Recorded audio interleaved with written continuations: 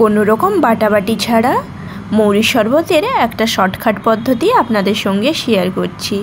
নমস্কার বন্ধুরা, আপনারা সবাই কেমন আছেন? আমি অনুপমা আর একটা নতুন ভিডিওতে আপনাদের সবাইকে স্বাগত জানাচ্ছি।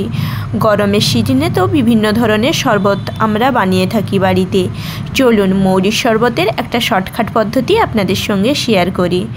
যদি ভিডিওটা ভালো লাগে অবশ্যই লাইক কমেন্ট করবেন।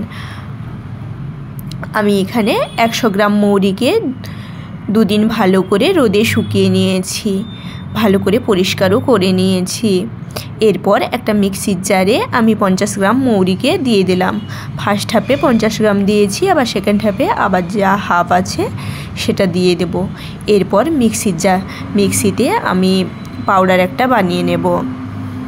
এই সময় বলে রাখি, যারা অনুপমা কিচেন চ্যানেলটাকে এখনও সাবস্ক্রাইব করেননি প্লিজ তারা সাবস্ক্রাইব করে দেবেন, লাইক কমেন্ট করবেন আর অবশ্যই কিন্তু সাথে থাকবেন পুরো ভিডিওর।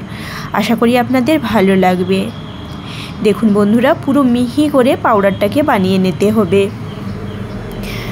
আমি গত বছর চিনি আর মৌরি একসাথে মিক্সড করে পাউডার বানিয়ে রেখে দিয়েছিলাম।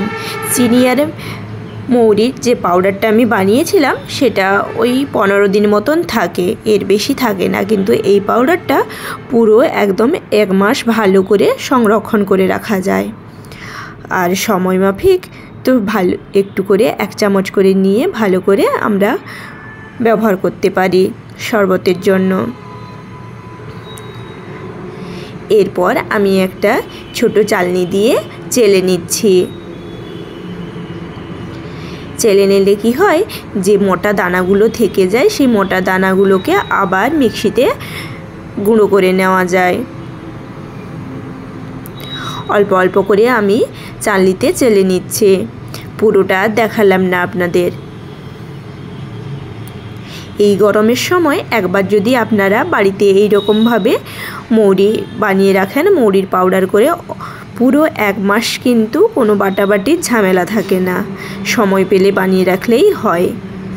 দেখুন বন্ধুরা, আমি ফার্স্ট হাফে এইটাই পাউডারটা বানিয়ে নিয়েছি। এই পাউডারটা এখন একটা কাঁচের জারের মধ্যে ঢুকে নিচ্ছি। আপনারা চাইলে স্টিলের জার বা স্টিলের যে টিফিন বক্সগুলো হয় সেখানেও রেখে দিতে পারেন। তো কাঁচের জারে রাখলে অনেক দিন ভালো করে সংরক্ষণ করা যায়।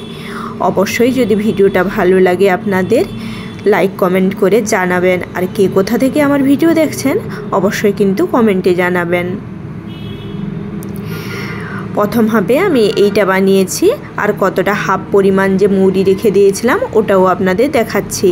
আর যে মৌরি থেকে মোটা দানাটা বেরিয়েছে সেটাও আপনাদের দেখাচ্ছি। এটাও ভালো করে গুঁড়ো করে নেওয়া যায়। চলুন কি করে শরবতটা বানানো হয় সেটাও আপনাদের সঙ্গে শেয়ার করি। খুবই সহজ, আর মোটামুটি একটুখানি ভিজিয়ে রাখলে বা ভিজিয়ে না রাখলেও এই শরবতটা খুব তাড়াতাড়ি রেডি করে নেওয়া যায়। আর বাটাবাটির কোনো রকম ঝামেলা থাকে না। এখানে আমি আমার পরিমাণ মতন চিনি নিয়ে নিয়েছি 1 গ্লাস জলে। আপনারা যে যেরকম মিষ্টি খান সেই রকমভাবে নিয়ে নেবেন।